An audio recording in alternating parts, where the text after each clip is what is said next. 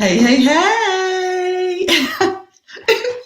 Who liked that little intro there? A bit self-indulgent, wasn't it? But I just thought I'd try it out. I found this smart little functionality on StreamYard, and I thought, oh, I wonder what that does. So give it a whirl. Makes you feel very special, just like you're about to blast onto some kind of stage to perform. Oh, there you go. 30-second countdown. Good morning. Good morning. Welcome back to day 2 of Lockdown Life to Loving Life, the summit. So yesterday we had 4 amazing workshops kicking the summit off in style.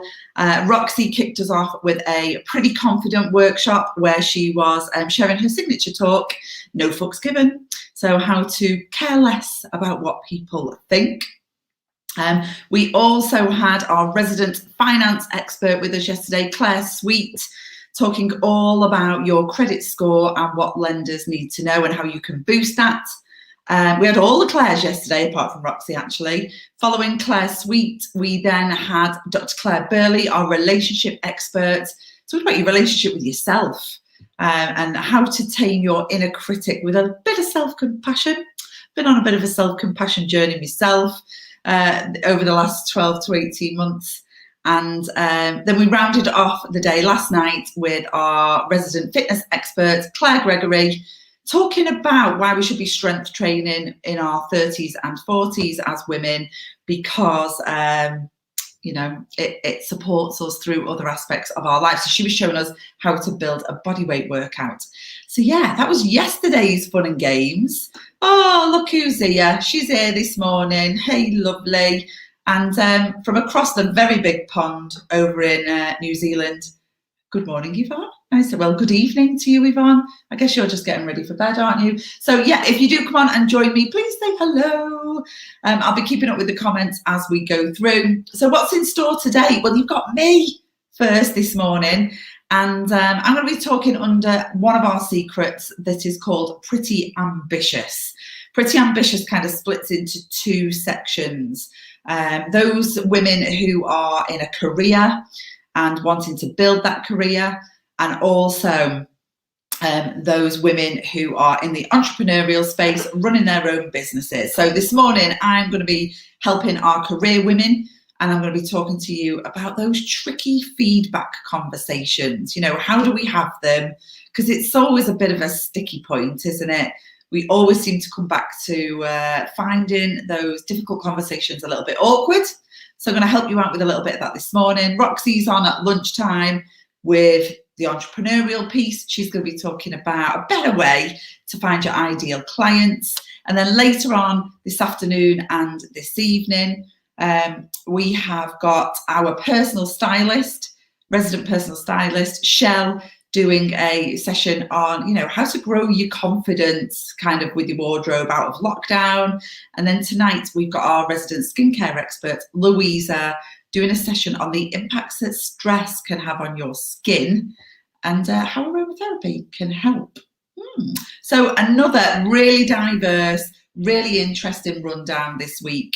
You know, and that'll take us to halfway through the summit. We'll have delivered 8 of our 16 workshops. You can see the vast array of different things on offer. And if you haven't already, here in the free group, you can download the full-on schedule. There you go, full-on schedule of what you can enjoy throughout this week. So let's get things underway a little bit. I've got some slides. Let's pop them up. Oh, I might swap them around a bit. Shall I make them a little bit bigger than me? Is that a bit better? I'll keep my face here so you can see me throughout this. As we start to talk about today's subject. So if you're watching, if you've got questions, just ask me live, pop them in the comments. I'll be able to see them.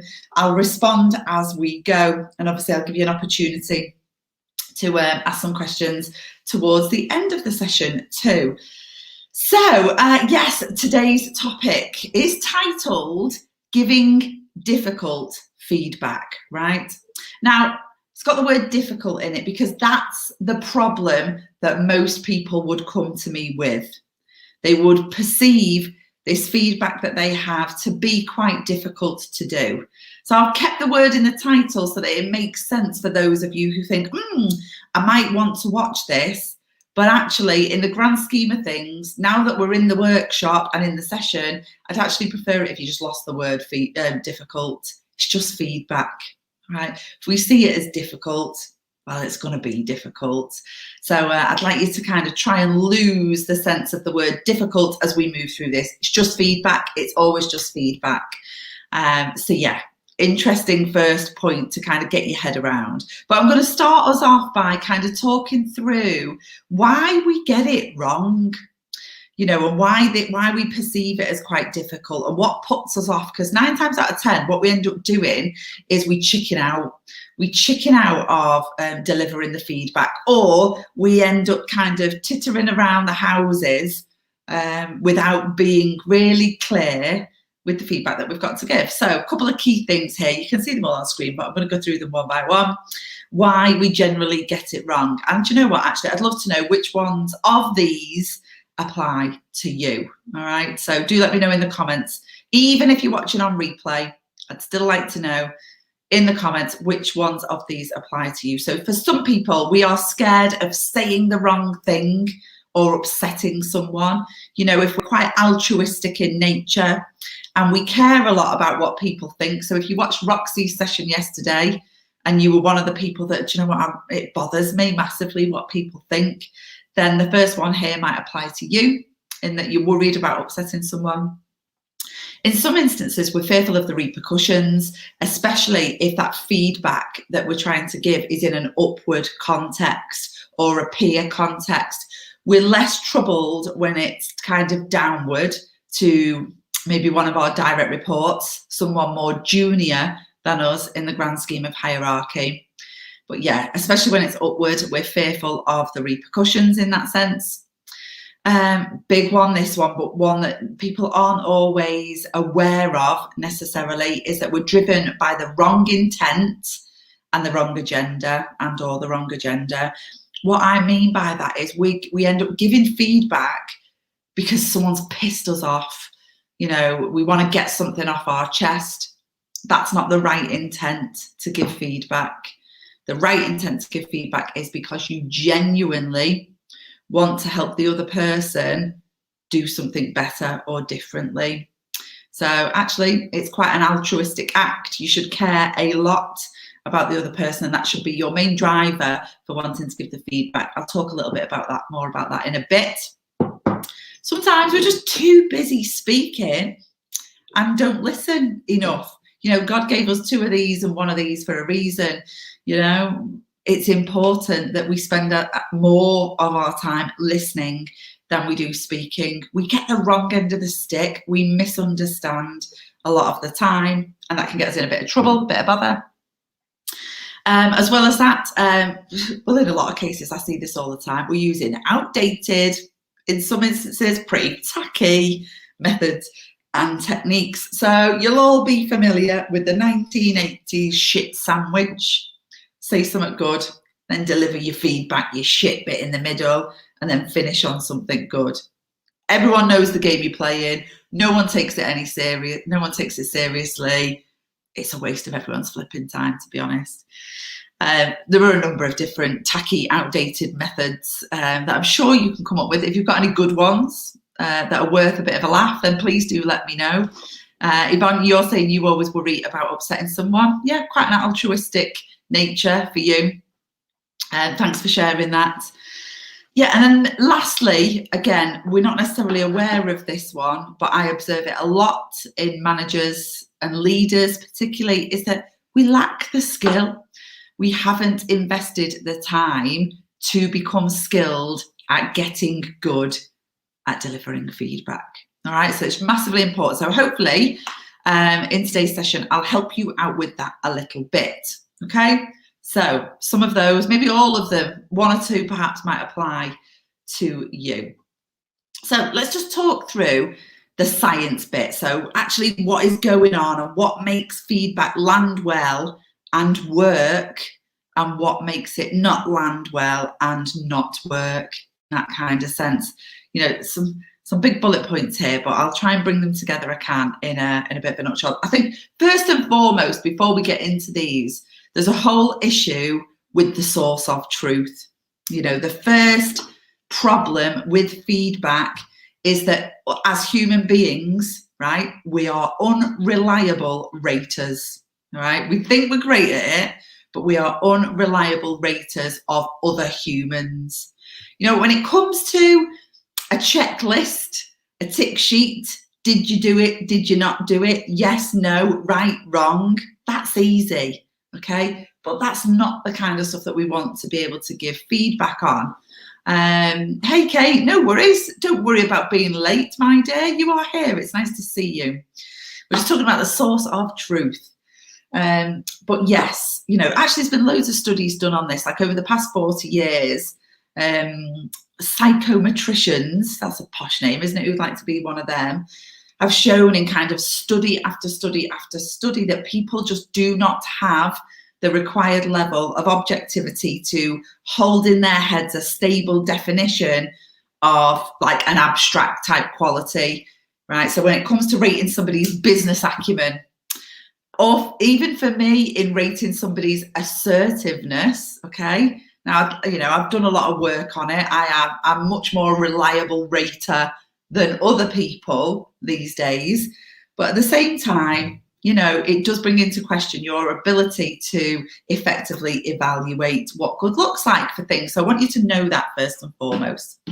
But neurologically, up here in our noggins, in our brains, it's important to know what happens, right? So neurologically, we grow more in areas of greater ability, okay? So what I mean by that is our strengths are our development areas. So you know what it's like in work, don't you? You might get, I don't know, some 360 feedback perhaps, and that 360 feedback will give you a bunch of strengths and it'll give you a bunch of development areas. We instantly go to the things that are on the development area list. But in that context, the things that we're not good at, what the science suggests is that actually our greatest development areas, that our area of biggest potential is in the things that we're already displaying a degree of strength in. You know, the brain continues to develop throughout life, but every single one of us does so differently. Our wiring, every single one of us, our wiring is unique. You know, and people will grow far more neurons and what we call synaptic connections. I need my teeth in today, don't I? Synaptic connections, when they already have the most neurons and the most of those connections already. So where you've already got some, you can grow so many more. Where you've not got many, it's harder to grow some more of those connections. So each brain grows most where it is already strongest, okay?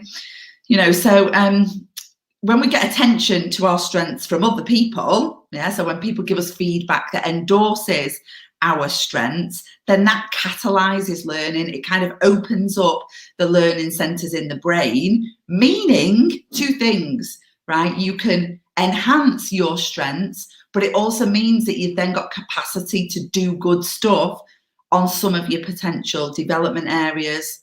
When if we focus our attention on our perceived weaknesses, it almost smothers that. It means that you can't do that. It makes it much more difficult. You know, so when we focus on things that we did wrong or need to be fixed, our, you know, sympathetic nervous system lights up, right? And what I mean by that is it's not a great thing. It sounds good that it lights up, but that triggers our fight or flight response. Yeah, when our fight or flight response is triggered, that impairs learning because it releases stress hormones, cortisol and adrenaline. It's diverting all blood flow to your limbs, enabling you to fight or to run. Yeah, fight. When actually you need blood flow up here for learning to your cognitive function. However, the flip side is when we get a chance to like be in the space of our dreams, our goals, our aspirations, that we're feeling like we're achieving, we're good at stuff, we're focusing on our strengths, then actually, you know, we light up in a different way. We light up in a way that triggers our rest and digest system, which is far more conducive to learning. It gives us a sense of well-being and of cognitive, emotional, and perceptual openness. It releases very different hormones: oxytocin, dopamine, yeah, so the feel-good hormones, hormones of love, all good for helping us to develop and grow. All right, so what I'm saying here is it is far more beneficial to be caught doing things right and have your strengths endorsed than it is to solely focus on your weaknesses and your development areas. And so the same is true if you are going to give somebody else some feedback. Okay, so that's the science bit. I want you to know that bit first and foremost because it is important. Okay, right, let's talk about some premises upon which make feedback really high quality. Okay, some of these you might want to argue with, some of them are a little bit controversial.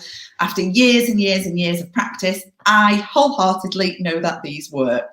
Okay, so I'm speaking from the school of experience. You know, I've been working in leadership now for the last 20 years, so I do know what works, and this absolutely works. Okay, so big list, big important list here. Number one, feedback is a gift.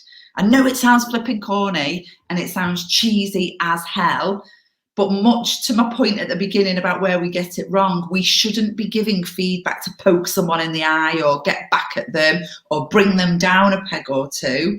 We should be offering it as something kind, useful, and nice. So it should land as a gift. So we should be giving it as a gift. Our motive is hugely important. Okay, what I mean by that is our intent. You know, what do we intend by giving that feedback? You know, and it depends. You know, are we looking to kind of develop this person? Are we trying to help them get better at something, or actually are we looking to motivate somebody? Because I bet my bottom dollar right here, right now, at this moment in time, in fact, tell me if I'm right, you'll be thinking, this whole workshop will be thinking about when you are trying to give someone some feedback about something negative, they've done wrong, a weakness, needs fixing, needs to change, needs to be done differently, okay? Feedback should be as much about giving people positive reinforcement, and that would be the motivational feedback, okay? For me, right, this one's a killer, is that actually feedback works best when you drop the labels, okay? If you cannot use the words positive, negative, constructive, Jesus, it drives me bonkers when somebody tries to cover up negative feedback with the word constructive. All feedback should be constructive. Construct means to build. Therefore, all feedback should build somebody up, not tear them down. And I'd even go as far as to say, try and give feedback without using the word feedback, because you know what happens, don't you? The minute somebody says to you, oh, I've got some feedback for you, whoosh, defense mechanism kicks in, up come the barriers. You're not open and ready for a little bit of feedback. It's a trigger word. On from that, own it. Please don't go delivering secondhand feedback. If somebody else gives you feedback to give to somebody else, give it back to them and ask them to go and do it themselves. We should own our feedback. If it's our feedback, we should deliver it.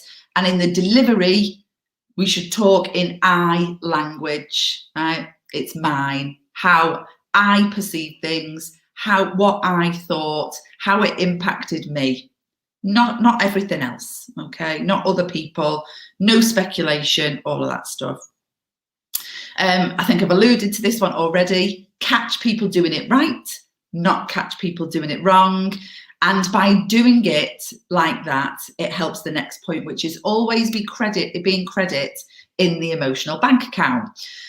What I mean by that is, rather than giving feedback as individual episodes in isolation, I want you to start to look at feedback at relationship level.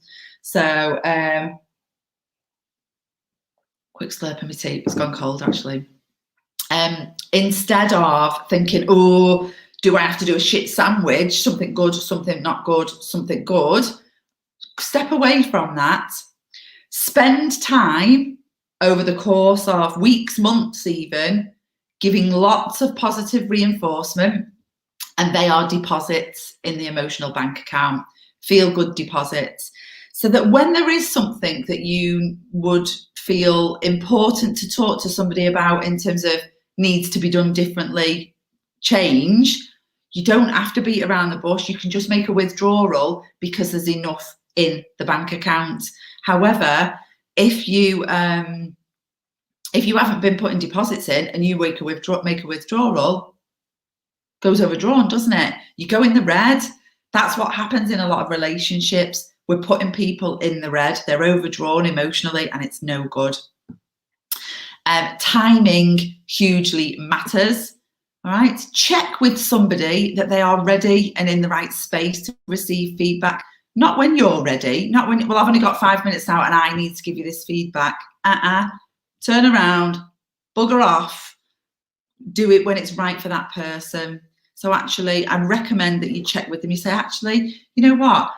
I've got some observations that I think would be really, really useful to you. When would be a good time for me to share them with you? A, do you want to know? And B, when would be a good time for me to share them with you? Remember, it's just a conversation. So make sure it is a conversation. It doesn't need to feel all wooden and clunky and awkward and structured. So if you are following too rigorous of a model, it's evident to people and it doesn't feel like a conversation. And also it is two-way, right? A feedback conversation is two-way. So keep talking, both of you.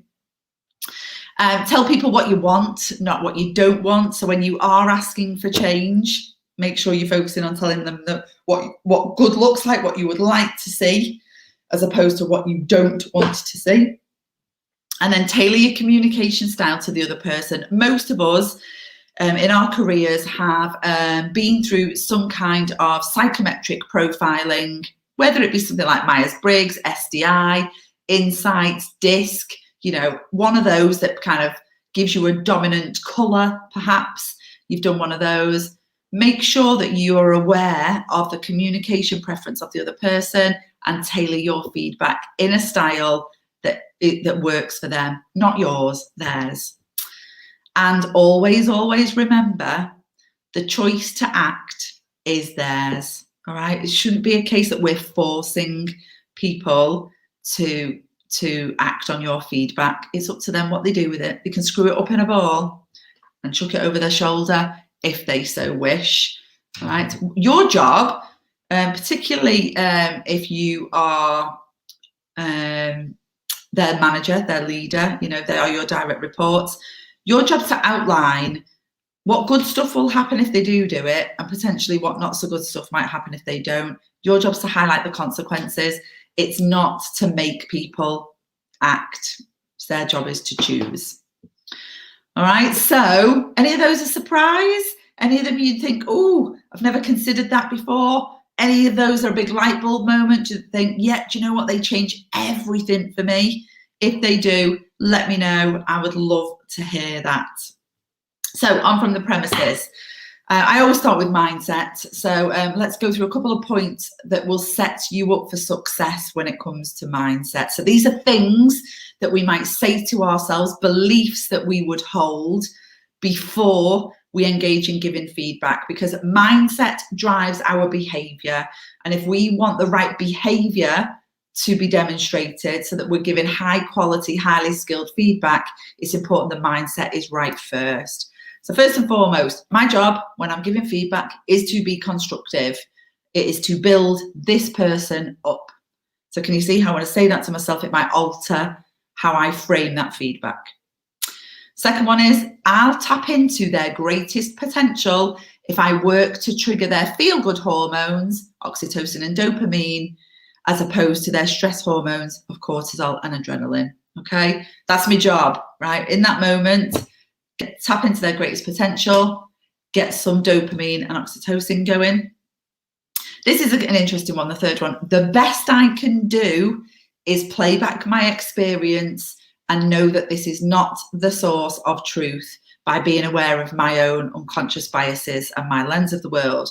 So this is off the back of the point I made earlier around, you know, as human beings, we are rubbish. We are unreliable raters. So the best we can do is share what it looked like to us and know that that is not categorically the truth. Neither is theirs, neither is anybody's. Who flipping knows what the real version of the truth is? But be aware of that and accept that when you are getting ready to give some feedback. And I find this last one really, really, really useful, is to see yourself as a mirror and a facilitator for that person so that they can see their own version of the truth. So by being a mirror, you're allowing them to see themselves and make their own conclusions about what that means to them and what they would like to do with it. All right, so a couple of key interesting points around mindset. Then it comes to actually having the conversation. So this is a technique that I've developed. It's called the feminine feedback model. So it's not one of those models like the shit sandwich where you put things together. There are a key set of principles around with which to deliver your feedback, because remember, it is a conversation. I'm going to whiz round them here because on the next slide, I'm going to take you through in detail what that might look like as the feedback giver, but also what that might mean if you are on the receiving end of some feedback too. So key steps in here are check in with our intent, make sure we've got the right intent. Focus on the outcome. You know, what is it that you're trying to achieve? I.e., my job's to be a mirror and a facilitator for this person, allow them to see their own source of truth. Then I'm going to do a replay. So as if I was like a video player, I sound well 80 saying that, you know, good old VHS. It's like me replaying it, playing it back to the person. I might share the impact that had on me, or the impact that it had on the situation. That's really important. And then, because it is a conversation, it's about exploring, seeing how that lands with the person. What do they think? What was their version of the truth? What was their intent at the time? What was driving them? What's their reason why such a thing happened the way it did? Blah, blah, blah. And then remember, at the end, it's important for them to have some choice. Oh, hi, Joe. So, Joe, she loves talking about mindset. Your son has learnt about it at school. How different would our generation be if we would learn it at school too? Bloody hell. The world would be a very different place if that was the case. Wouldn't it be fantastic? Okay, so that's the whistle-stop tour of the model. This is quite detailed. I can't even see this on my own screen now, but luckily I know what I'm talking about. So you can see here each of the stages and what that looks like from a giving feedback perspective and also from a receiving feedback perspective. So remember, if you are giving feedback, first and foremost, it is about intent, okay? And that intent is clean. You're doing it for the right reasons. You give it, you know, it's about you doing it for the benefit of the other person.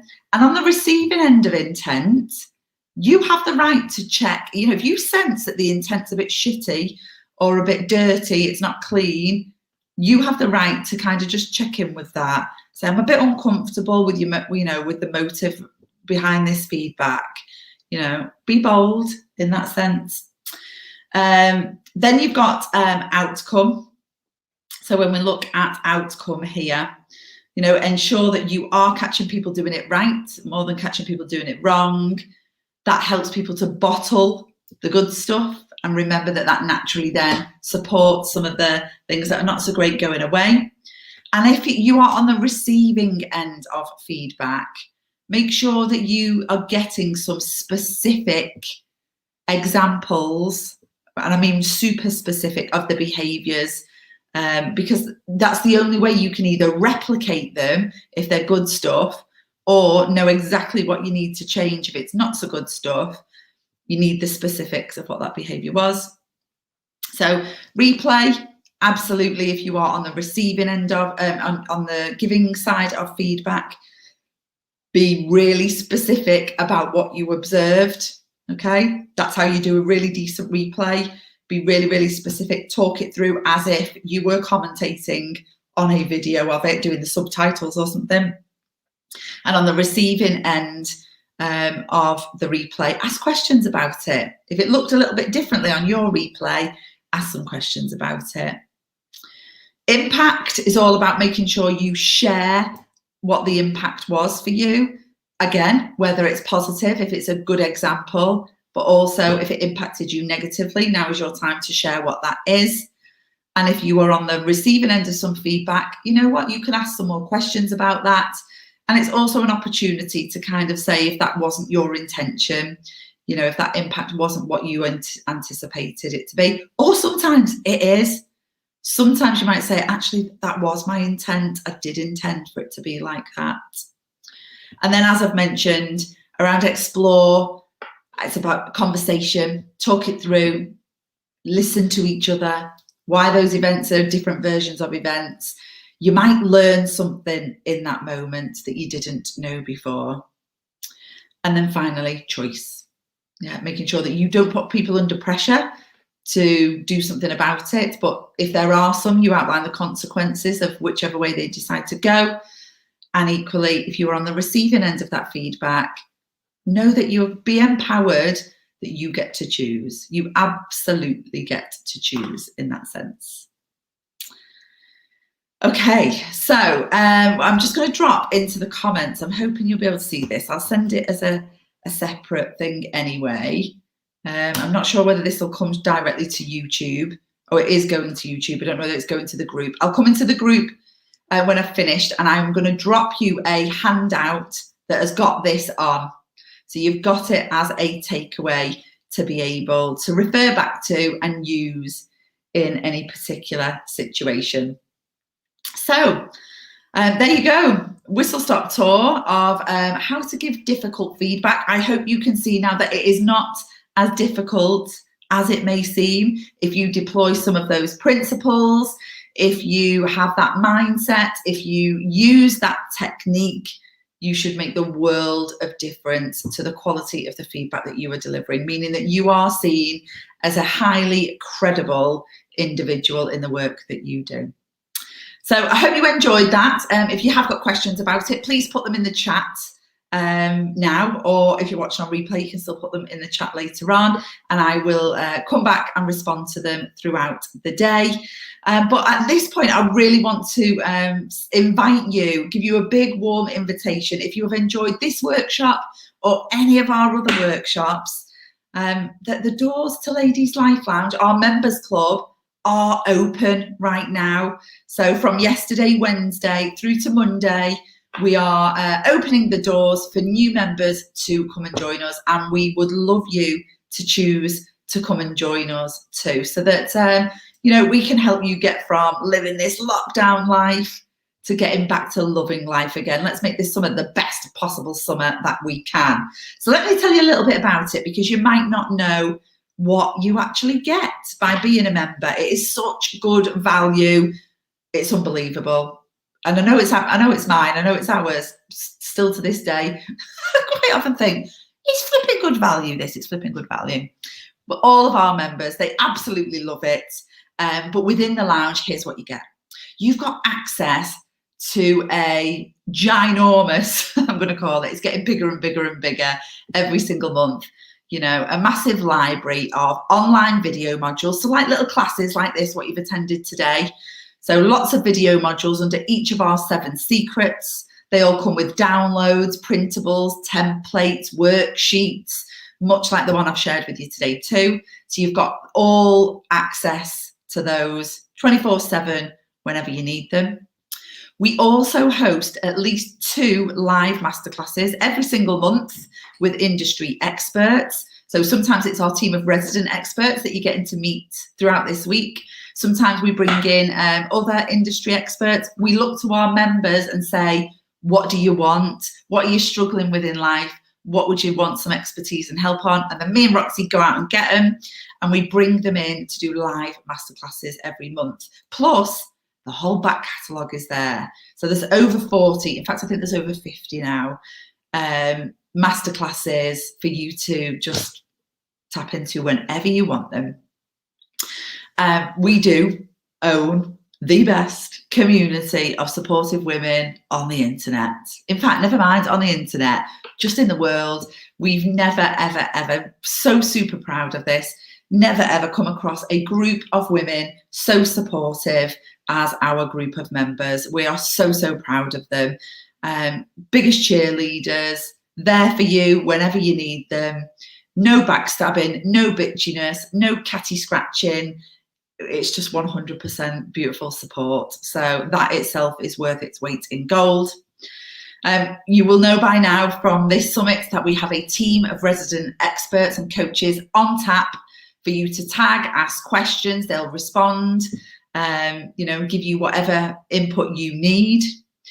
Each month we host monthly group coaching calls. So our members come on, 2 people get to take a hot seat spot, so they get to share an issue, a challenge, a problem, a goal, an aspiration. And both us as Roxy and I, the team of experts and members, we all chip in and kind of help that person to move forward with that issue. So they're brilliant every month. We have a book club, so we're constantly reading great books and learning from those. We have quarterly social events with guest speakers. Yeah, we've got our first face-to-face one back again for the summer, happening in July. So if you join us now in this particular doors open window, you will be able to come to the summer social in July. It's just going to be epic. And also we provide lots and lots of perks and discounts for our members to get access to great products, great services all of the time. Plus you get access to us too, and actually we're surprised every single time. But most people do say that to us, that we just love you too. See, here's a couple of them now. Kate's part of our membership. See, one of the best investments she has ever made. And Jo absolutely endorses the group, most supportive and honest group she knows on the internet. So yes, definitely good value. So if you like the sound of that and it's something that you think that you would benefit from in your life, then come and join us. And here's how you can do so. So ordinarily, right, if you wanted to join outside of boot camp, outside of summit, when we run events like this, it would cost you £49 a month, or you can save a couple of months membership by doing annual for 499 quid. But right now, it's almost half the cost of that. So sign up this week and you can join us for £29 a month, and you get to keep that price for life. So as long as you stay a member, you get to keep that monthly price. It doesn't end, all right? It's yours for life. Equally, if you want to sign up for the annual membership, this week it's only 299 quid. We've had a couple of annual members join already. So yeah, it's a fantastically high value way to come and join us. So no brainer, right? Absolute no brainer. Why wouldn't you? For 29 quid a month, that's not even £1 a day, apart from February. But that balances out with some 30 or 31 day months, doesn't it? So not even £1 a day. I'm not sure where else you could get that kind of value. Plus, if you sign up as a result of this workshop, my workshop, any of my workshops or any of Roxy's workshops this week, then you will get a free goodie bag. And in this goodie bag is loads of amazing swag. We've got a Pretty Confident journal, which supports the Pretty Confident secret learning modules in the members club. It's lovely. It's like a really fancy, gorgeous workbook. Obviously, we send you a pen to go with that as well. We've got some Clinique goodies. We've got some Floral Street perfume. We've got some affirmation bracelets from the Positivity Company. And you also get one of our half-price slogan t-shirts. In fact, I've got one of our own hoodies on today. What have I got on today? Real girls aren't perfect. Perfect girls aren't real. Oof. There you go. So yeah, sign up via this link. This link will get you one of those goodie bags. So if you would love to come and join us, here's the link. I'm going to pop it in the comments too. Those L's do need to be capitals when you sign up, when you go to the link. And yes, they will bring you to the page to sign up, where you can choose either monthly or annual. It'll be the £29 a month. We don't have any contract. There's no tie-in period. you can join on that link and you will get yourselves a free goodie bag. And as I mentioned, the doors are open just until midnight on Monday. We shall be closing them on midnight on Monday. And then after that, if you do decide to come join us, it is back to the usual price of £49 a month. So there you have it, ladies. It's been a joy to come and share some more fantastic content with you this morning. If you do have any questions, please do let me know. As I mentioned, again, even if you're on replay, just come and let me know. And I will make sure I come back to them. It might be a good idea to tag me in them, actually, so that it will notify me that you have asked me a question. Or you can DM us. If you'd rather ask us in private, that is absolutely fine. Equally, if you've got any questions about the membership before you just make the decision to join, if you've got some questions that you need answering, please do just give us a shout. But other than that, I'm going to call it a day there. Remember, this is just this is workshop 5 of 16. Yeah.